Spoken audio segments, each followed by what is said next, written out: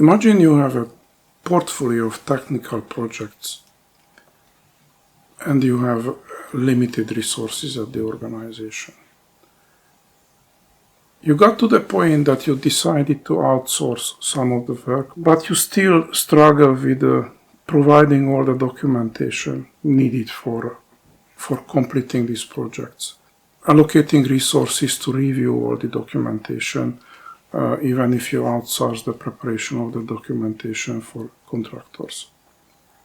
One concept comes to the help if you want to ease the situation, and this is the V model used in several industries. One of my favorite books in project management is this one, Visualizing Project Management. This is an old book. It is already 20 years old, and this is the second edition already, and I know about the third, and maybe there are other editions as well. This is the book from which I learned about the V model. The V model is a simple concept.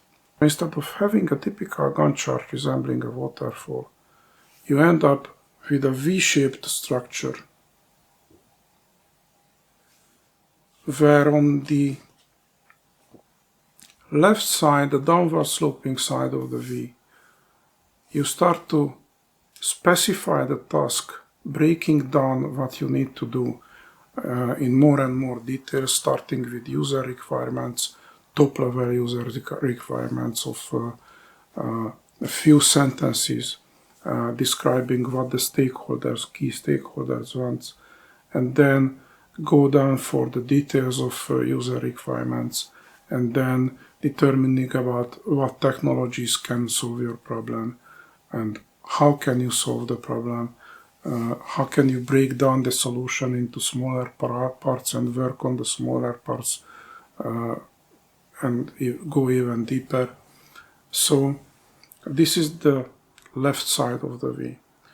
The right side of the V is the solution, the building the solution itself.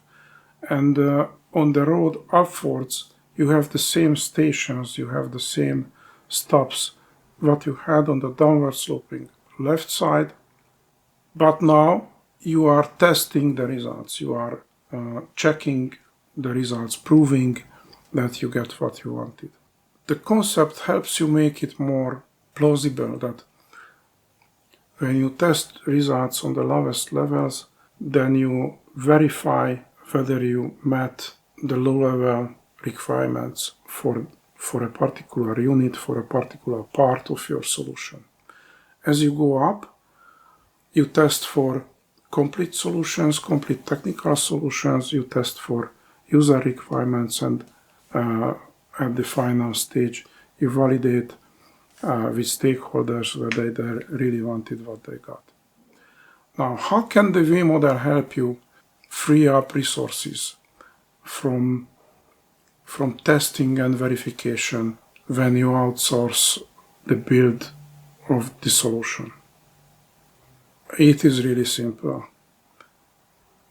If you apply the V model to your project, then you can draw a horizontal line at any level of the V and say that you just don't care what's below that. So that line is, you can call it as a line of visibility.